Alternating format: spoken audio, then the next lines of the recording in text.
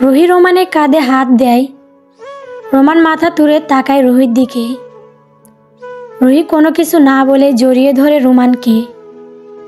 Roman রুহিকে জড়িয়ে ধরে ডুগরে কেঁদে ওঠে। রুহিও কাঁদছে। রুহি কাঁদতে কাঁদতে বলে ওঠে, রুহি, আমাকে মাফ করে দিন গায়ক সাহেব, আমি আপনাকে অনেক কষ্ট দিয়েছি, প্লিজ মাফ করে দিন। রোমান এখনও কাঁদছে রুহিকে ধরে, একদম বাচ্চাদের মতো করে। রুহি রোমানকে ছেড়ে রোমানের চোখের পানি মুছে দিয়ে বলে উঠে, রুহি, কি করে আমি অন্য কারো হব বলেন তো?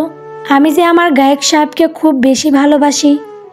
রোমানের মুখে হাসি, চোখে পানি। রোমান রুহির দুই গালে হাত রেখে বলে ওঠে, রোমান, সত্যি পরি তুমি আমাকে ভালোবাসো? রুহি, ভালোবাসি ভালোবাসি ভালোবাসি আমার গায়ক সাহেবকে। রোমান রুহিকে আবার জড়িয়ে ধরে। রুহিও জড়িয়ে ধরে রোমানকে। রুহি মনে মনে বলে, রুহি, কি করে আমি এত নিষ্ঠুর হব এই মানুষটার প্রতি, যেখানে আমি তাকে ভালোবাসি। কি ভয়ঙ্কর তোমার ভালোবাসা। রোমান রুহি ছেড়ে রুহির গালে পুনরায় হাত রেখে বলে ওঠে, রোমান, আমি কখনো ছেড়ে যাস না রুহি। তুই যদি আমাকে ছেড়ে যাস তো আমি পাগল হয়ে যাব। রুহি, আমি কোথাও যাব না আপনাকে ছেড়ে। আপনার সাথে ছোট্ট একটা সংসার সাজাতে চাই গায়ক সাহেব। আপনার ভালোবাসা নিয়ে আমি সারা জীবন বাঁচতে চাই গায়ক সাহেব। সকাল 8টা, অফিসের জন্য রেডি হচ্ছে শুভ্র। এমন সময় পিছন থেকে কেউ এসে জড়িয়ে ধরে। শুভ্র পিছন ফিরে তাকায়। রিয়াকে দেখে মেজাজ খারাপ হয়ে যায়। রেগে গিয়ে বলে ওঠে, শুভ্র, হোয়াট দা। রিয়া শুভ্রকে আর কিছু না বলতে দিয়ে বলে ওঠে, রিয়া, উফ বেবি, তুমি কি আমাকে মিস করেছো? সরি বেবি, কাজের জন্য আটকেছিলাম, আসতে পারিনি। শুভ্রকে কিছু বলতে যাবে এমন সময় মিররের আয়না চোখে পড়ে রোদকে। রিয়া আসলে রোদকে শুভ্রের রুমের দিকে আসতে দেখেই শুভ্রের রুমে ঢুকে শুভ্রকে জড়িয়ে ধরে। রিয়া নাকা স্বরে বলে ওঠে, রিয়া বেবি চলো আজকে আমরা ডেটে যাই। ব্যাস আর কিছু বলতে পারে না রিয়া। শুভ্র ধাক্কা দিয়ে দূরে সরিয়ে দেয়। গা জেরে বিরক্তিতে সামনে তাকায়। রোদ দরজার সামনে দাঁড়িয়ে আছে।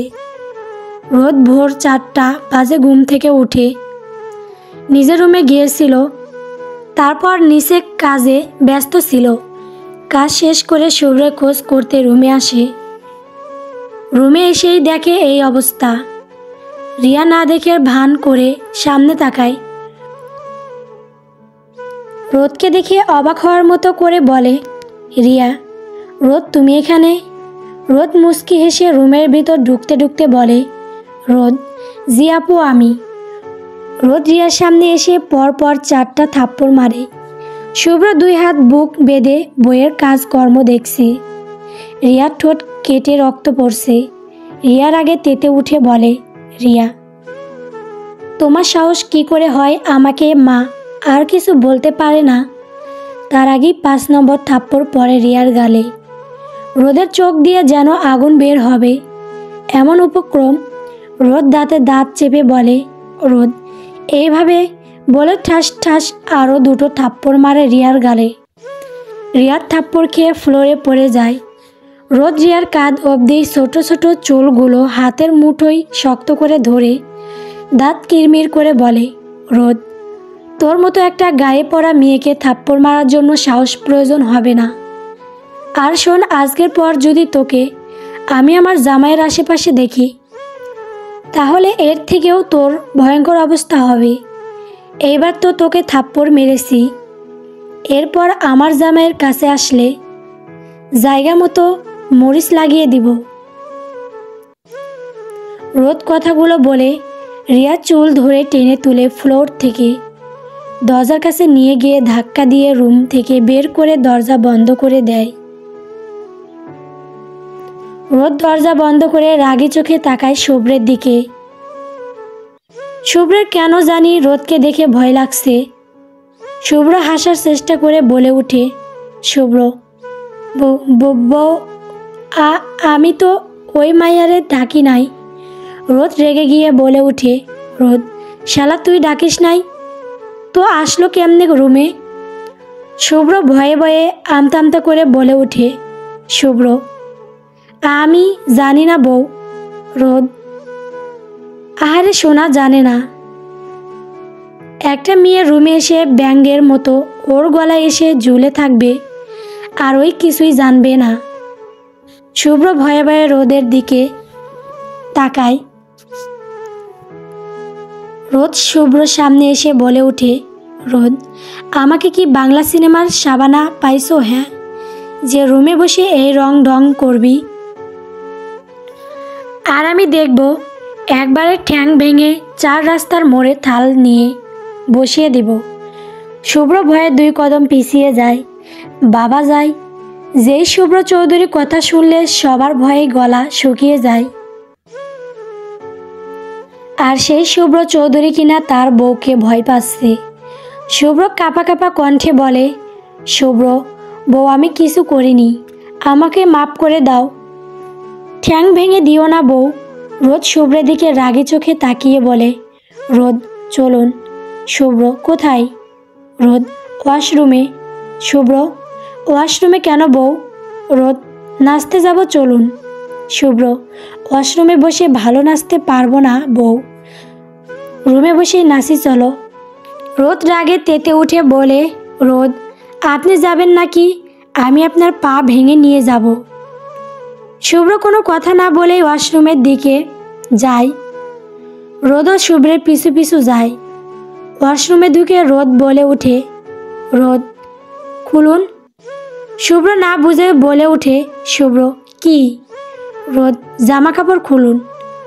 শুভ্র লজ্জা পাওয়ার মতো করে বলে উঠে, শুভ্র, আমার লজ্জা লাগে বউ। রোদ রেগে বলে উঠে, রোদ, অন্য মেয়েকে গলায় ঝুলাতে লজ্জা লাগে না? আর সে জামা কাপড় খুলতে লজ্জা লাগে? শুভ্র মুখ চুপসে যায়। কেন জানে না, তার এই 400 গ্রাম বউকে আজ ভীষণ ভয় লাগছে। শুভ্র গায়ে পরে থাকা টি শার্ট খুলে ফেলে বলে উঠে, শুভ্র বউ, অফিস টাইমে তোমার আদর লাগবে বললে হতো। আদর লাগবে তো রুমে চলো বউ, ওয়াশরুমে বসে ভালোভাবে আদর করতে পারবো না। কথাগুলো বলে রোদকে শুভ্র ধরতে যায়, কিন্তু রোদ পিছিয়ে গিয়ে বলে উঠে, রোদ, শুবেন না আমায় অসভ্য লোক, আমি আপনাকে আদর দিতে ওয়াশরুমে নিয়ে আসি নাই। শুভ্র অবাক হয়ে বলে উঠে, শুভ্র, কিসের জন্য এনেছো তাহলে? রোদ, আপনাকে ওয়াশ করতে আনছি। শুভ্র, মানে কিসের ওয়াশ? রোদ, আপনাকে অন্য মেয়ে জড়িয়ে ধরেছে, এই জন্য ওয়াশ করতে হবে আপনাকে, কোনো কথা বলবেন না। শুভ্র, বউ, সকালে একবার গোসল করছি, খুব শীত পড়েছে বউ, অনেক ঠান্ডা। রোদ চোখ গরম করে তাকায় শুভ্রের দিকে। শুভ্রের সাথে সাথে চুপ হয়ে যায়। রোদ শুভ্রের কাছে এসে ঠান্ডা পানি মগ দিয়ে গায়ে ঢেলে দেয়। আর শুভ্র তার বউয়ের কর্মকাণ্ডগুলো দেখছে। প্রায় 3 ঘন্টা ধরে শুভ্রের গায়ে সাবান শ্যাম্পু লাগাচ্ছে রোদ, আর নাক টেনে টেনে কাশছে। শুভ্র ওয়াশরুমে ছোট একটা টুলে বসে আছে, খালি গায়ে সাবান দিচ্ছে আর ধুচ্ছে। শুভ্র প্রথমে ভেবেছিল 2 মিনিটে গোসল করে বের হয়ে যাবে, কিন্তু তার বউ তাকে দীর্ঘ 3 ঘন্টা দিয়ে সাবান শ্যাম্পু দিয়ে ওয়াশ করতে আসে।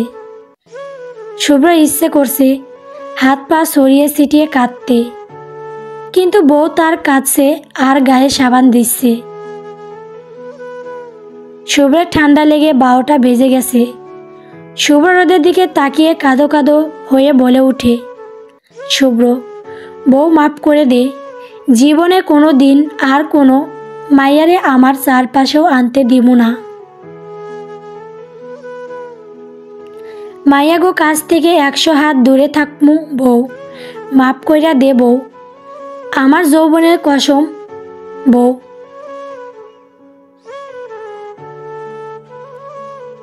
গল্প বাঁধনহারা প্রেম, বোনাস পর্ব।